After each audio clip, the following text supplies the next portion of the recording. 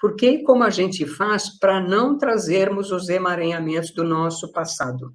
Então, assim, como eu disse, não tem como a gente não trazer o envolvimento, né? A gente faz parte de um sistema e ele faz parte da gente. Então, assim, não tem como a gente querer se desvincular e desconectar desse sistema familiar.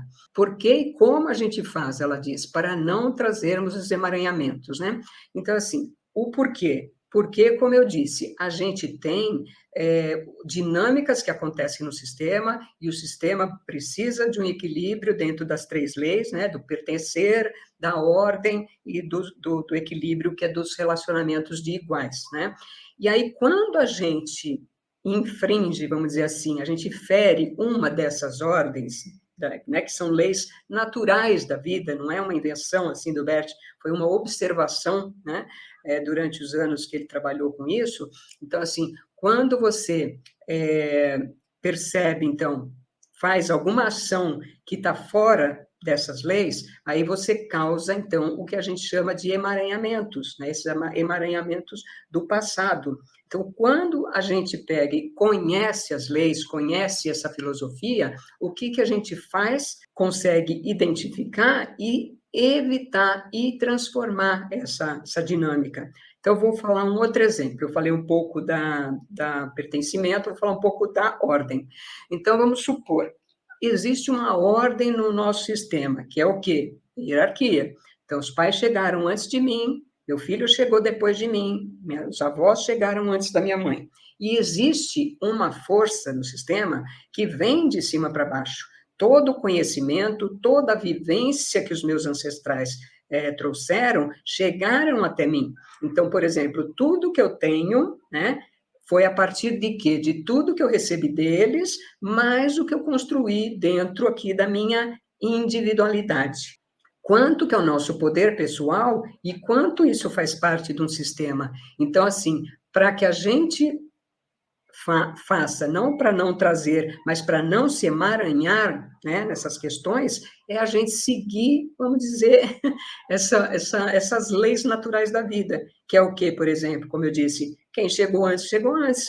Então, a minha mãe é maior que eu não posso querer ensinar a minha mãe a viver, não posso querer que ela seja do jeito que eu quero, porque ela é outra pessoa e chegou antes, e tem uma sabedoria que eu não tenho ainda, que eu não sei, que veio de milênios, imagina, vem vindo de milênios, né, de milhões de anos essa sabedoria, e ela vem vindo e vem chegando na gente. Então, quando a gente tem um sucesso, por exemplo, a gente se acha máximo, né? Fala, não, eu sou, mas assim, o que eu tenho, eu herdei, né? Todo o conhecimento que a gente tem na vida hoje é, né, herdado, vai vindo e a gente vai contribuindo com algo a mais, com um pouquinho a mais, né?